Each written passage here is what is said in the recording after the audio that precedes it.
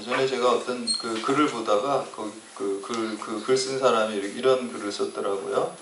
어떻게 보면 우리 인생이 그 화장실 개수를 늘리는 게 아닌가 이런 생각을 한다 그래요. 그 의미가 많이 담겨 있어요. 거기에 화장실 개수를 늘린다는 거는 이제 우리가 집이 좁으면 화장실이 한 개죠. 근데 집이 좀 커지면 화장실 두 개가 되겠죠. 더 큰 집은 그 화장실 세 개가 되겠죠. 저는 화장실 되게 많은 데서 예전에 살았어요. 교회 안에 살아가지고 화장실이 뭐 한두 개가 아니라 몇십 개가 되네. 그래서 아주 큰 데서 살았었는데 화장실을 늘려간다는 게 여러 가지 의미가 지금 말씀드린 거. 집만 늘려가는 게 집이 크면 다 다른 여건들이 다 좋아져서 집이 커지겠죠. 아무래도 그렇게 되겠고 화장실 개수를 늘린다는 것은 어떤 육적인 것들을 추구하면서 살아간다는 그 의미가 거기 좀 압축적으로 상징적으로 표현이 되어 있습니다. 그리고 제가 그래서 미국의 한 유명한 교회 그 목사님이 자기가 목회하게 되고 목사가 된 계기에 대해서 이렇게 쓴 글을 간증을 본 적이 있어요. 근데 이 목사님이 그 아버님이 그 남자는 좀 세상을 많이 경험하고 살아야 된다 그래서 굉장히 어렸을 때부터 혼자 여행을 가도록 이렇게 했대요. 그래서 여행을 가면서 많은 것을 또 깨닫게 되고 경험하게 돼서 그것도 혼자서 아이를 여행을 보내고 그랬어요. 그래서 집에서 막 500km 떨어진 곳까지도 막 가게 하고 또 이제 20살이 되어서는 그냥 남미를 갔다 오라고 이제 아버지가 떠밀어가지고 20살 때 배낭을 메고 혼자서 남미 여행을 이렇게 오랫동안 다 했다고 합니다. 그래서 남미 여행을 다 하고 이제 다시 미국으로 자기 집으로 돌아가기 전에 마지막에 이제 남은 돈을 갖다가 다 모아가지고 그 브라질의 유명한 아주 스카이 라운지가 있고 해변이 쫙 보이는 최고급 호텔에서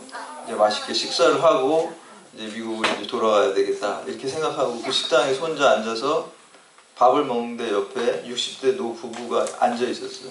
근데 부부가 하는 얘기를 그냥 우연히 듣게 됐는데 그 부부가 이런 얘기를 하는 거야. 아 여보 우리가 60년 동안 열심히 일하고 벌고 또 아끼고 해서 이런 좋은 여행도 하고 이런 최고급 식당에서 이렇게 맛있는 식사도 하니까 얼마나 좋냐고 이런 얘기를 하는 것을 들었습니다. 어떻게 보면 뭐 그냥 일상적인 대화일 수 있겠죠. 근데 이제 이 목사님은 그때 그 대화를 좀 남달리 들었어요. 아 우리 인생이 무엇인가? 이제 숙소에 들어와서 그런 생각을 하면서 그냥 안 먹고 안 쓰고 해가지고 결국 이렇게 좋은 호텔에서 음식 식사하고 또 좋은 여행하는 거 이걸 목적으로 사는 것인가 뭐 이런 혼자 생각을 하면서 기도를 하기 시작했어요. 하나님 제가 그냥 단지 좋은 식당에서 밥 한 끼 먹고 또 그냥 편안하게 안락하게 사는 그런 인생이 아니라 좀 더 의미 있고 좀 더 하나님께 영광 돌릴 수 있는 인생을 살게 해주십시오 라고 이렇게 기도하면서 목사가 되겠다는 결심을 그 여행을 통해서 하게 됐다는 거예요. 그래서 이제 자기가 영원한 하나님의 말씀을 전파하는 그런 보람 있고 의미 있는 그러한 인생을 살아야 되겠다라고 결심해서 이제 목사가 되겠다라고 이렇게 쓴 글을 보았습니다. 오늘 우리가 함께 읽은 이 파축 사건에 대한 것이요. 사실은 아까 화장실 개수를 늘린다. 육적인 가치를 추구하는 삶을 살아가느냐. 하나님 아니면 이 목사님처럼 정말 영원한 가치를 추구하면서 사느냐. 라는 그 두 갈림길에 대한 얘기를 하고 있습니다. 오늘 그 함께 읽었던 에서는 장자권을 뭐라 그랬어요? 중요하게 생각하지 여기지 않았다라고 영적인 것을 중요하게 생각하지 않았다는 반면에 이 야곱이라는 사람은요 욕심도 많고 그렇지만 또 그 장자권에 대한 사모하는 마음 중요하게 여겼다는 그 마음이 있어요. 거기가 그것이 사소한 차이처럼 우리가 볼 수가 있어요. 세상적인 시각으로 육적인 시각으로는 별게 아니라고 생각할 수 있지만 하나님이 보실 때는 그게 별게 아닌 게 아니라 아주 엄청난 차이가 되는 거예요. 생명과 죽음의 차이고요. 영생과 영벌의 차이가 난다는 것입니다. 작은 차이 같지만 그게 큰 차이를 내는 거예요. 우리가 길을 가다가 갈림길도 마찬가지잖아요. 처음에 길이 갈릴 때는 한 걸음 차이예요. 별 차이가 없어요. 그냥 이쪽으로 가면 한 걸음 가면 이쪽 길이고 한 걸음 가면 저쪽 길이에요. 그러나 이 길을 가면 갈수록 어떻게 되나요? 다시 돌이킬 수 없을 정도로 이제 멀어지게 되는 것이죠. 어떻게 보면 우리가 신앙생활하는 것도 사소한 것 같은 것들, 우리가 사소한 마음을 먹는 것들, 사소한 헌신을 하는 것들이 작은 것 같지만 그게 결코 작지 않다는 것입니다. 그래서 제가 전도사 때 이제 목사 안에서 받기 전에 이제 전도사 생활하면서 목회를 전도사도 이미 하는 거죠. 그리고 이제 목사 안수를 받기 위해서 이제 수련하는 그러한 과정이죠. 근데 그때 제가 큰 고민과 낙심과 그 고민 때문에 우울함이 있었어요. 뭐냐면 제가 이제 지금 전도사로 목회자로 사역을 이미 하고 있고 앞으로 이제 목사 안수도 받을 건데 저 자신을 이렇게 돌아보니까 제가 뭐 믿지 않는 사람 혹은 평신도들보다 제가 좀 나은 게 하나도 없더라고요. 그냥 욕심도 많고 화도 잘 내고 그러니까 너무 그게 괴로운 거예요. 내가 좀 목회자가 좀 달라야 되는데 구별돼야 되는데 이런 그 중압감이 굉장히 있었는데 하나도 내 모습으로 다르지가 않은 거예요. 그래서 이래서 목회할 수 있겠나 이렇게 이제 그것 때문에 굉장히 고민이 되고 또 우울하고 좀 괴로웠어요. 내가 어떻게 하나님께 쓰임받을 수 좀 좌절감이 있는데요. 제가 그러던 중에 하나님께서 어떤 메시지를 주셨어요. 근데 우리가 하나님의 음성을 듣는 방법은 크게 두 가지가 있습니다. 초자연적인 방법으로 듣는 게 있고 자연적인 방법으로 듣는 게 있어요. 초자연적인 방법으로 듣는 거는 어떤 환상을 하나님께서 뭐 보여주시거나 예를 들면 뭐 사도 바울이 다메섹에서 예수님께서 이렇게 보여주시고 또 음성으로 초자연적인 음성을 들려주시는 이런 방법이 있죠. 그런 초자연적인 방법이 있고 두 번째는 자연적인 방법이 있습니다. 자연적인 방법은 주로 이제 생각으로 역사를 하세요. 생각도 우리가 뭐 나쁜 생각, 세상 생각하는 가운데 있는 게 아니라 정말 하나님을 십자가를 바라보면서 생각하고 기도하는 중에 또 여러분 우리가 아이디어를 하나님께서 많이 주시잖아요. 여러분들이 뭐 새벽에 기도하시거나 그럴 때 그래서 어떤 목사님은요 새벽 기도하실 때 수첩 갖고 간대요. 수첩 갖고 간대요. 왜냐하면 기도하다가 이렇게 떠오르는 것들을 이렇게 다 적는다. 이게 하나님 나한테 주신 거구나. 기도 중에 주신 생각을 하나님 주신 거다라고 믿고 이렇게 메모를 해놓고 나중에도 이렇게 그걸 보면서 하나님의 음성을 놓치지 않고 계속해서 기억하려고 이렇게 메모를 하신다는 거예요. 그리고 우리가 기도하는 가운데 저 같은 경우는 말씀으로 많이 주시더라고요. 어떤 성경 구절을 갑자기 이렇게 생각나게 성령께서 생각나게 하신다 그러잖아요. 생각나게 해주셔서 그 문제의 말씀을 붙들고 해결하게 하시는 경우가 많고 또 우리가 사람을 만나서 대화하는 가운데도 하나님의 음성을 들려주십니다. 특히 이제 우리가 믿음의 사람들 이렇게 만나서 대화하다 보면은 어떤 이 사람을 통해서 우리가 영적인 도전도 받고 저도 여러분들 이렇게 하시는 것도 대화 중에도 많이 또 영적인 도전을 받고 또 여러분들도 뭐 저를 만나거나 또 누구를 같이 믿음의 사람들 만나 그렇게 또 하나님의 음성을 듣기도 하고 또 환경으로 하나님께서 음성을 들려주시기도 해요. 내가 어떻게 할 수 없는 불가항력적인 환경으로 우리를 몰아가시거든요. 근데 그 몰아가시는 환경을 통해서도 하나님이 말씀하시는 거예요. 그래서 이게 하나님의 음성인지 아닌지를 우리가 잘 분별하기 위해서는 평소에 하나님 말씀을 많이 읽고 묵상하고 암송하고 또 기도를 많이 해야지 우리가 하나님의 음성을 잘 분별할 수가 있는 것이거든요. 그래서 그렇게 이제 말씀하시는데 저 같은 경우는 아까 그런 고민을 하고 있었다 그랬잖아요. 내가 이제 목회자인데 전혀 구별되지 않고 그래서 너무 우울한 마음이 있었습니다. 또 강박관념이 있었죠.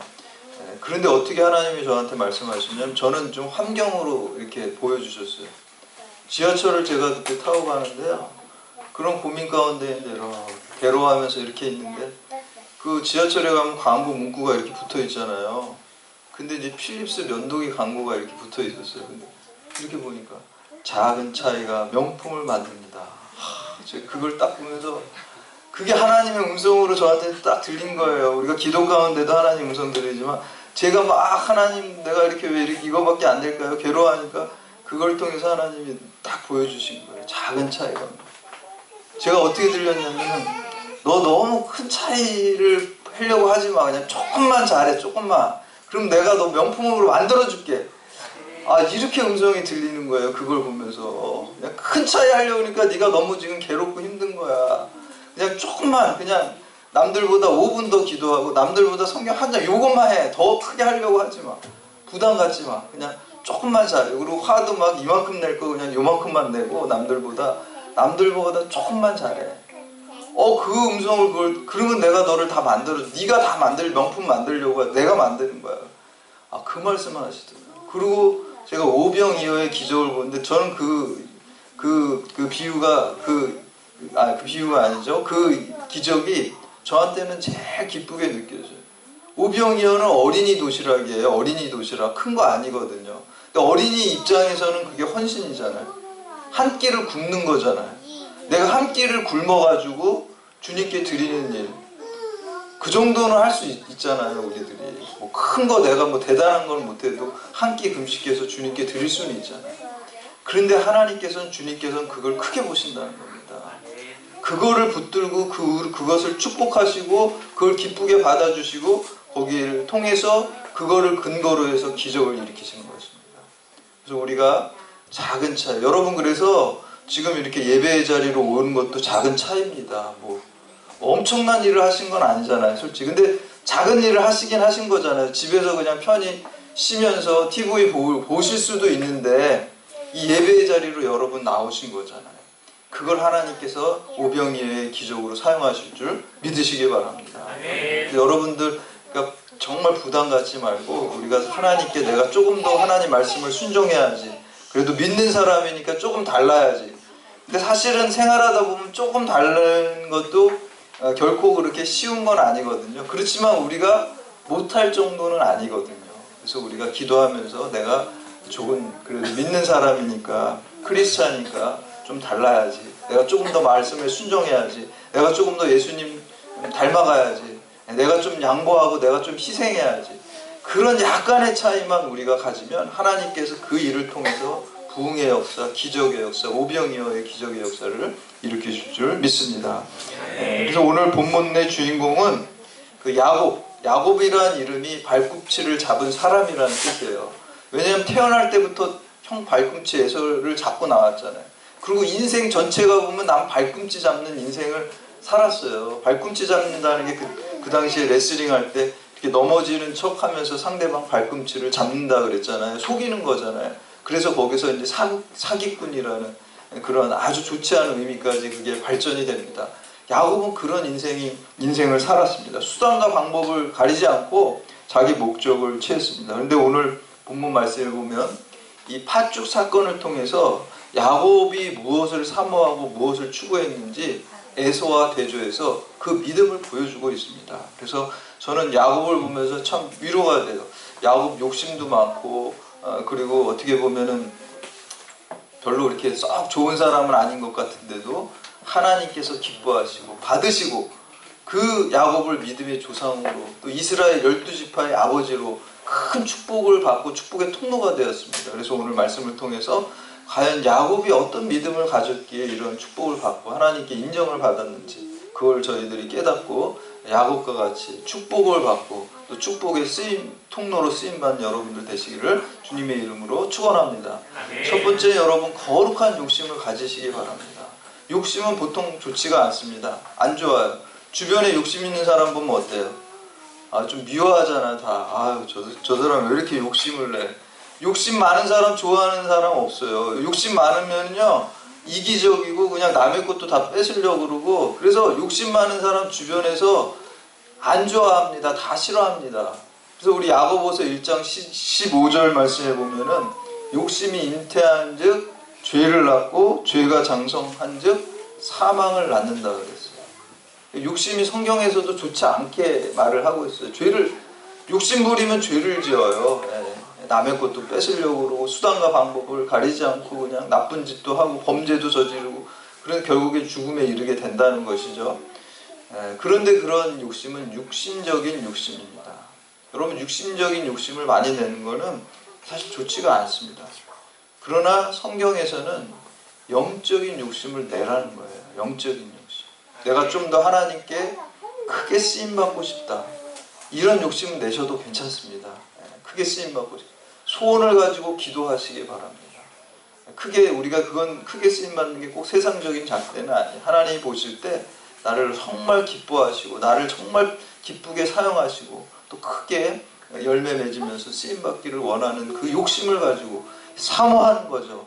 하나님께 내가 쓰임받는 인생을 살고 싶다. 그 사모하는 마음을 가지고 기도하시기 바랍니다.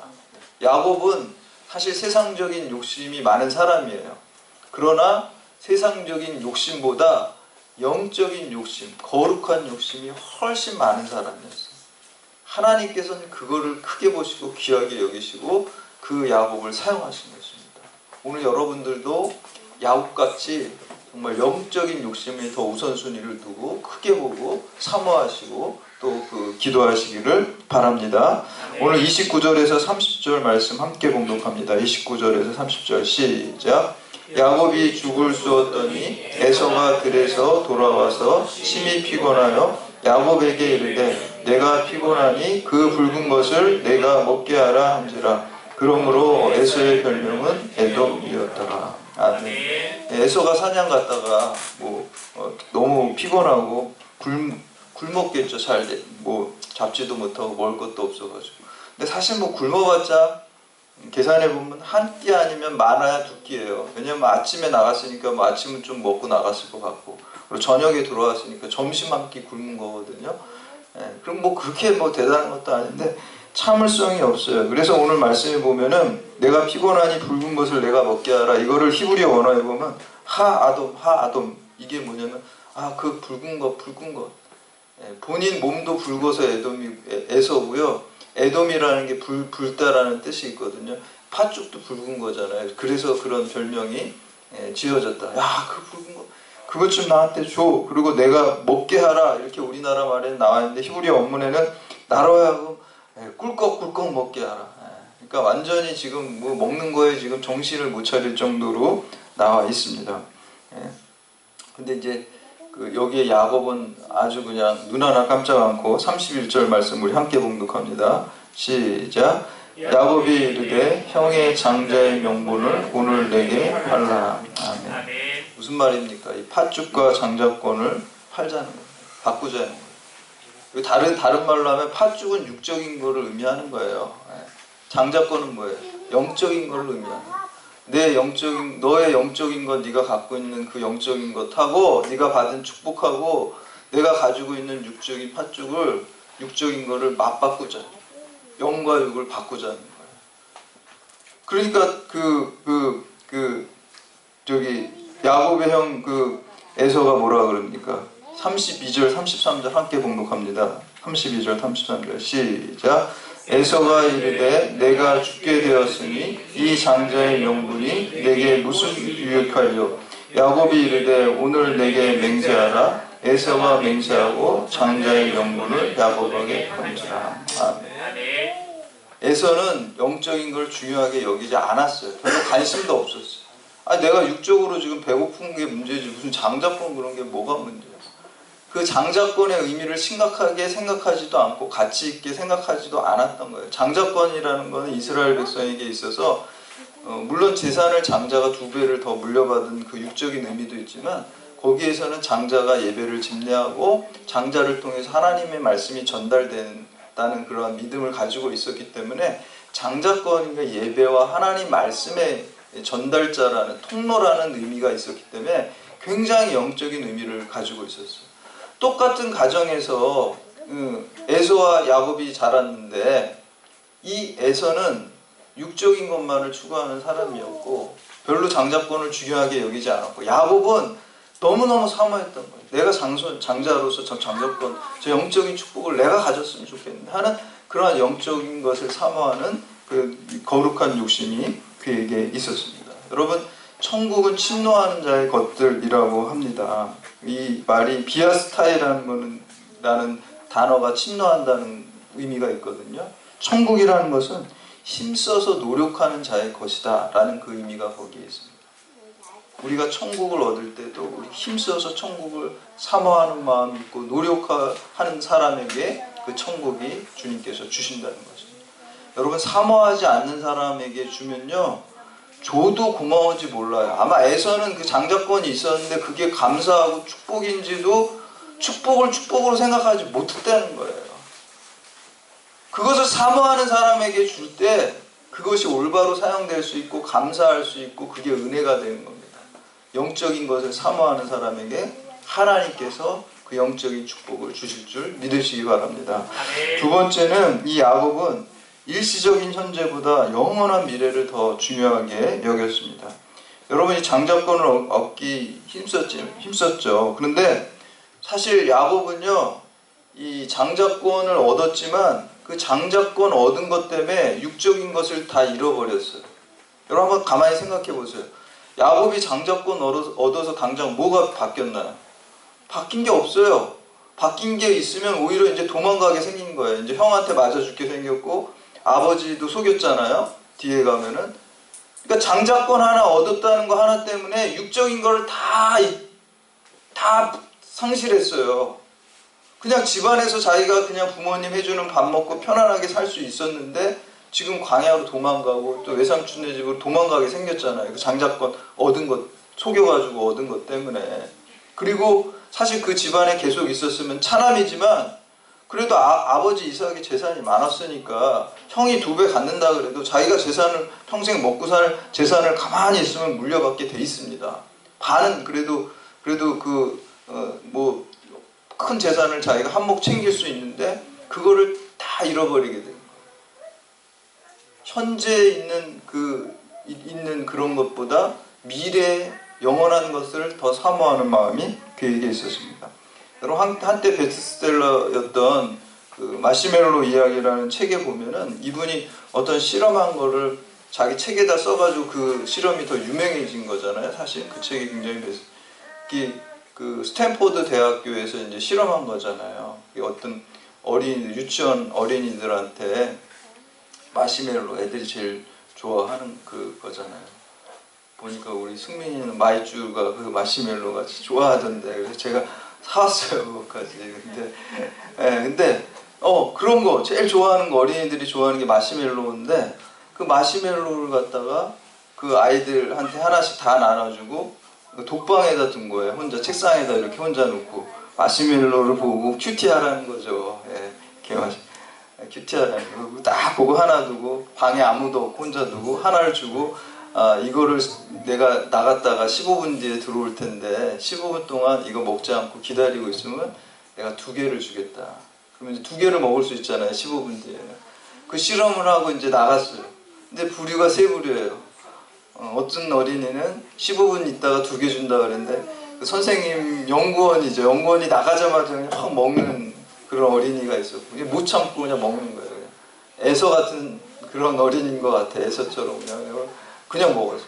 2번째 어린이는 막 고민하는 거야. 이거 먹을까? 이거 안 먹으면 15분 뒤에 하나를 더 얻을 수 있는데 2개를 얻을 수 있는데 고민하다가 결국에는 먹어버렸어요. 그런 2번째 부류의 어린이가 있고 3번째 부류의 어린이는 15분을 끝까지 참는 거예요. 끝까지 참아가지고 그 2개를 얻어가지고 나중에 2개를 먹었다. 그 실험을 했는데 그 2개를 얻은 어린이, 끝까지 참은 어린이가 30%가 된대요. 근데 나중에 그 20년 뒤에 그 어린이들이 어떻게 됐나 이걸 조사해 보니까 대부분 그 끝까지 참았던 30%의 어린이들이 굉장히 인성적으로나 아니면 또 뭐 대학이나 뭐 이런 것들이 다 성취도가 훨씬 높다고 그러고 또 30년, 40년까지 조사를 해보니까 다 사회적으로 안정을 찾은 사람들이 되었다라는 그러한 연구 조사입니다. 여러분 이 미래에 대한 축복은요, 이거는 세상적인 실험이잖아요. 세상적인 실험에서도 그 현재를 잘 절제하는 사람이 미래에 어떤 성공이 보장된다는 거예요. 여러분 영적인 세계도 마찬가지입니다. 제가 갈라디아서 5장 22절, 23절 말씀 보면 성령의 9가지 열매가 있습니다. 제가 그거를 이렇게 묵상하면서 9가지 열매, 사랑, 희락, 화평, 오래 참음, 자비, 양성, 충성, 온유, 절제 이렇게 나오잖아요. 이걸 묵상하다 보니까 맨 마지막에 절제가 나오더라고요. 절제 의미가 굉장히 크게 느껴지면서 왜 절제가 마지막에 나올까? 곰곰이 묵상하다 보니까 제 마음속에 하나님께서 주신 말씀이 절제가 이 나머지 모든 열매들을 열매 맺게 하는, 완성하게 하는 가장 중요한 요소다라는 마음을 저에게 주시는 거예요. 여러분 사랑도 그냥 하는 게 아니에요. 절제가 있는 사랑을 해야 돼요. 화평도 그렇고요. 오래 참음도 그렇고요. 모든 앞에 8가지 요소에 절제가 없이 열매 맺는 건 아무것도 없습니다. 다 절제가 돼야지 열매를 맺고, 절제가 있어야지 그 열매들이 온전한 건강한 열매로 맺어질 수 있다는 거예요. 절제 없이 되는 열매는 아무것도 없습니다. 아, 그래서 절제를 맨 마지막에 두었구나. 절제가 이것을 열매 맺게 하고 완성하게 하는 요소이구나 라는 생각을 한 것입니다. 여러분, 우리가 믿음의 삶을 살아가는 것도 마찬가지입니다. 우리가 성화의 삶 사는 것도, 예수님 닮아가는 것도 절제가 없이는 안 됩니다. 여러분, 이 야곱도 이 절제의 사람이었습니다. 자기도 그 먹고 싶었겠죠. 그게 먹고 싶지만 참으면서 그걸 형한테 팔고 영적인 축복, 미래의 축복을 자기가 얻어낸 것이죠. 그래서 미래의 영원한 축복을 위해서 현재 일시적인 기쁨을 버렸어요. 여러분, 이게 십자가하고 부활의 복음의 진리입니다. 십자가, 현재의 고난은 사도 바울은 로마서 8장 18절에서 장차 있을 영광과 비교할 수 없다라고 했어요. 현재의 고난이 뭡니까? 하나님 말씀에 순종하는 삶, 성화의 삶, 예수님을 닮아가는 사람은 십자가입니다. 여러분, 오늘 여러분의 삶에 십자가가 있습니까? 없습니까? 만약에 여러분의 삶에 십자가가 없고 여러분의 마음에 또 여러분의 삶 가운데 하나님의 말씀에 순종하고 절제하는 삶이 없다고 한다면 나의 믿음이 뭔가 좀 건강하지 않고 잘못된 거예요. 그리스도인의 삶에는 예수 그리스도의 십자가가 있어야 돼요. 내가 희생하고 내가 양보하고 내가 하나님 말씀을 따라 순종하기 위해서 절제하는 그러한 삶들이 있어야 됩니다. 뭐 하나 작은 것을 이루기 위해서도, 여러분, 운동선수들이 금메달 하나 따는데도 얼마나 절제하고 땀 흘립니까? 그런데 영적인 영원한 상급을 받는데 그 절제가 없이 된다는 것은, 그거는 뭔가 좀 이단적인 거예요. 그렇다고 해서 우리가 우리의 업보로, 우리의 업적으로, 우리의 행함으로 구원받는다는 것은 절대 아닙니다. 우리는 믿음으로, 은혜로 구원받습니다. 그러나 이걸 칭이라 그러죠. 성화의 삶을 이루어가는 것, 그 구원이 값진 구원으로 이루어가는 것은 우리가 절제된 삶, 성령의 인도하심을 따라 열매 맺는 삶을 통해서 이루어지는 것입니다. 그래서 오늘 말씀을 통해서 우리가 십자가를 바라보면서 또 절제되고 성령의 도우심을 통해서 나중에 부활의 영광을 얻는 여러분들이 다 되시고, 이 복음, 이 십자가 부활의 복음을 널리 증거하고 전파하는 여러분들 다 되시기를, 축복의 통로가 되시기를 주님의 이름으로 축원합니다. 다 같이 이제 자리에서